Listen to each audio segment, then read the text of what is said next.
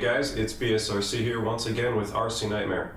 This tutorial we want to talk a little bit about one-way bearings and how to replace them. So what is a one-way bearing? Well, here's an example of a Traxxas one-way bearing. You'll find these inside of your starter on your engine. Here we have a pull start. On this truck in front of me we have an easy start, which is an electronic starter.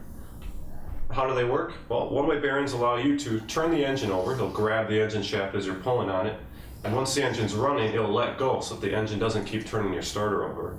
They go through a lot of abuse starting engines every day, so eventually they will wear out.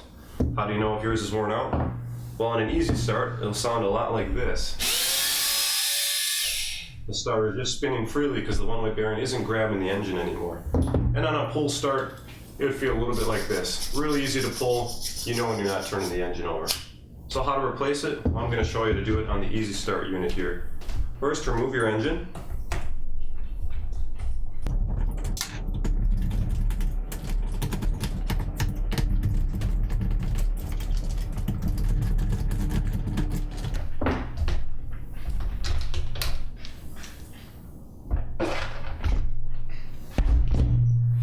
Alright, now we have the engine off the car, we can get to the starter assembly. You want to start by removing this. It'll be on this particular model, 3 screws on the back plate. Just back them out all the way.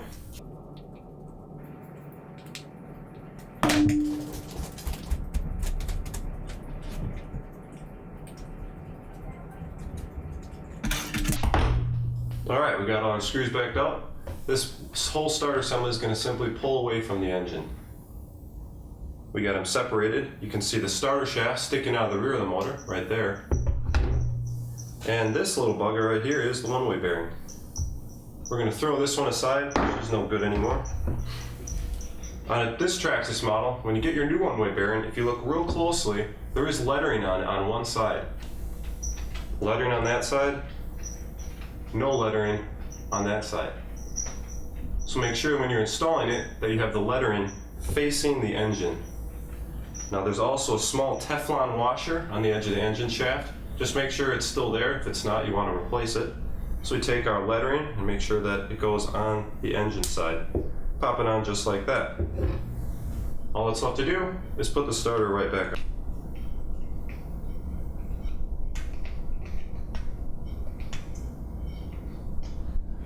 There we go, just like that. It'll line it up with the one-way bearing.